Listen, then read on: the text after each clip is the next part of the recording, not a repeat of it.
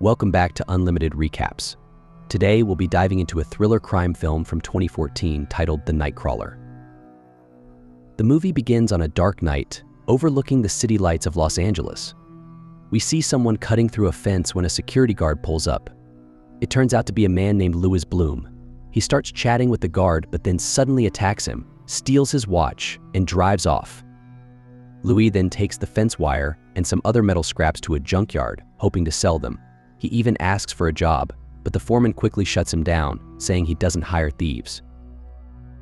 As Louis drives along the freeway, he spots a crashed car with two policemen helping a woman inside. Just then, a news van pulls up, and two men, Joe and Marcus, jump out and start filming the scene. Intrigued, Louis approaches Joe and asks if he's hiring, but Joe brushes him off, and the team races off to another call. The next morning, we find Louis in his apartment, glued to the TV, flipping through news channels until he finds coverage of the crash he saw the night before. Inspired, he heads to the beach, steals a racing bike, and trades it in at a pawn shop for a camcorder and a police scanner. That night, Louis sits in his car, listening to police dispatches. He drives to the scene of one call, camcorder ready, but the police shoo him away. It's the same reaction at each scene he tries to film. At a shooting, he spots another cameraman already recording, but when Louis gets too close, the police tell him to back off. Undeterred, he takes his footage to KWLA, a local news station, where he meets the news editor, Nina, and her assistant, Frank. Impressed with his work, Nina pays him $250 for the footage. This is only the beginning. The next morning, he sees his footage airing on the news. Determined to get better, he studies police codes to understand their dispatch calls. In a fast food joint, Louis meets Rick, a young man he hires as an assistant after a brief conversation. That night, they head out with Rick navigating, though he's quickly rattled by Louis's high-speed driving. Despite their efforts, they still miss the action at most crime scenes. But at one shooting, Louis sneaks in through a side door, capturing up close footage from inside the crime scene. When he brings the footage to Nina, she's even more impressed, and soon Louis and Rick are out every night chasing police calls and filming the scenes.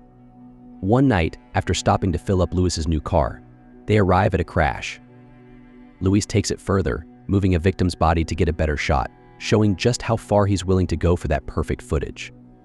As the police and other news crews arrive, Louis casually walks away from the scene.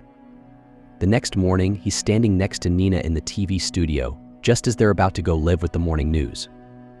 He takes a chance and asks her if she'd like to have dinner with him. At first, she turns him down but hesitates, seemingly uncertain. Outside the studio, Joe is waiting for Louis. He offers him a position managing his second news van, but Louis refuses, despite Joe trying to pressure him. Joe storms off, visibly angry. Later, we find Louis and Nina at a cozy Mexican restaurant. Louis is flattering her with compliments, telling her how attractive she is. The conversation turns serious, and Louis implies that he wants more than just a professional relationship. What happens next? We're left to wonder. The following night, Louis and Rick are en route to a hit-and-run scene when they hear about a small plane crash on the police scanner. They decide to head to the crash instead, but arrive too late. Joe has already captured the footage. Frustrated, Louis visits Nina at KWLA, but she's furious that he missed the plane crash and has little else to offer her. Meanwhile, in Louis's apartment, he watches Joe's footage on the news, simmering with frustration. The next morning, Louis quietly slides out from underneath Joe's news van after making a few adjustments and walks away unnoticed. That night, Louis and Rick get a call about a single vehicle crash and arrive to find that it's Joe's van, which is slammed into a power pole. As paramedics wheel Joe to the ambulance, Louis films the entire scene, capturing the look of disbelief in Joe's eyes. Later, as they're driving, a call about a home invasion comes over the police scanner, and they race to the location, managing to arrive before the authorities. Louis jumps out of the car, camcorder in hand, and approaches the house. Just as he gets close, he hears gunshots. He quickly ducks into the bushes, watching as two men sprint out of the house, jump into a black SUV, and speed away. Louis captures the whole escape on camera. With the coast clear, Louis heads toward the house, recording every detail. He catches sight of a shotgun lying outside and steps inside, where he finds a woman's body on the sofa, shot dead. Not stopping, he follows a trail of blood leading up the staircase, camera still rolling as he ventures deeper into the chilling scene. Louis ventures further into the house and finds himself in a baby's room, but the crib is empty. As he searches through the upstairs rooms, he comes across another body, a woman lying lifeless on a bed. Racing back downstairs, he heads into the kitchen, where he hears a faint coughing sound. There, he finds a man lying face down in a pool of blood. Just then, Louis hears Rick calling for him from the front door. They hurry back down the driveway, scrambling into their car as the sound of police sirens grows louder in the distance. They manage to drive off just as the police arrive. Once back in town, Louis pulls over and instructs Rick to stay in the car. He goes to the trunk and edits the footage, carefully cutting out any evidence of the two men and their SUV. Louis strides confidently into KWLA and gives Nina a rundown of what he's captured. She and her team watch the footage in stunned silence. Once the others leave, Louis negotiates the price, and things get intense. He threatens to sell the footage to a competing station unless he gets his demands met.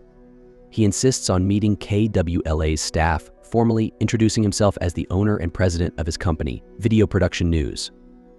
Louis adds another condition that the next time he and Nina are alone in her apartment, she does what he wants. Soon after, Nina introduces Louis to the KWLA staff, marking his entry as a prominent player in the newsroom. They all gather in the production room, watching as the news goes live, showing the shocking images Louis captured from the crime scene. The next morning, Louis watches multiple stations reporting the same story when there's a knock at his door. Detective Frontieri and Detective Lieberman enter and begin questioning him about the triple murder he filmed the previous night. He mentions seeing two men speeding off in an SUV when he arrived, carefully leaving out that he actually filmed them. Detective Frontieri seems suspicious, sensing he isn't telling the whole truth. Louis insists he entered the house only to see if anyone needed help and provides them with his edited video. Satisfied for now, they leave. But Louis isn't done. He reviews his unedited footage, zooming in to capture the license plate number of the SUV. Using it, he tracks down the owner's address online.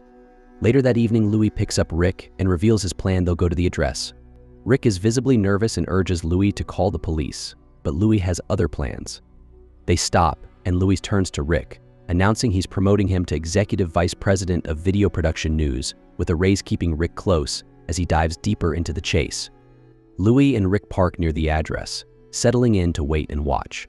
Louis casually mentions there's a $50,000 reward and tells Rick he plans to film the police as they make the arrest or in case things escalate to a shootout. Rick pushes back, demanding half of the reward, and when Louis hesitates, Rick reminds him that the police might be interested in why Louis didn't call them sooner.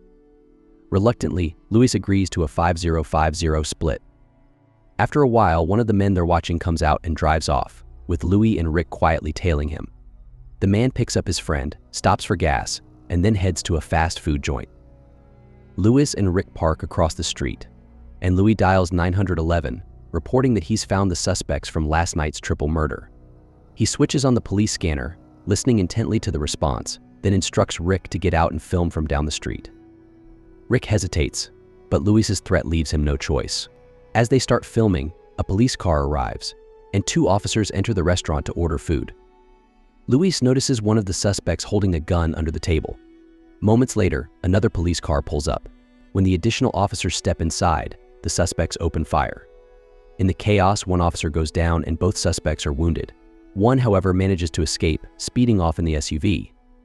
With sirens blaring, the police give chase, and Louis follows right behind. They barrel through a red light, narrowly dodging other cars, but at the next intersection, one of the police cars gets hit. Louis continues after the suspect as another patrol car pulls in front of the SUV. The suspect rams the police car, sending it sliding on its side, before the SUV collides with a pole and flips over. Louis screeches to a stop, jumps out, and starts filming. He instructs Rick to capture footage of the suspect in the SUV, but as Rick approaches, the man inside, still alive, suddenly opens fire, hitting Rick 4 times. Rick collapses, fatally wounded. The suspect kicks out the windshield, climbs out, and stares directly at Louis, who, undeterred, keeps filming. Just then, another police car arrives, and officers shoot the man dead.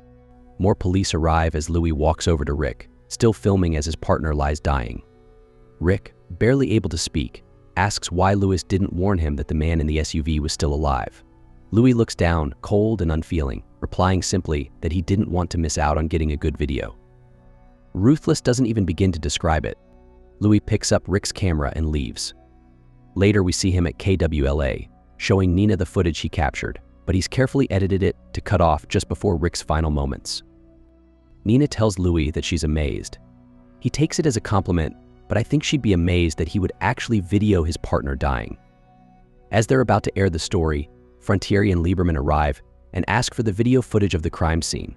Nina tells them it's the property of KWLA and they're going to put it on the news show. Frank pulls Nina aside and tells her that they got word from someone called Joel, who was told by someone in the police task force that there was over 50 pounds of cocaine found hidden at the murder scene, so it was actually a drug robbery. She tells him they can report it later, but for now they're sticking to the original story of a home invasion. Frank can't believe that she is starting to sound a lot like Louise, cold and unemotional.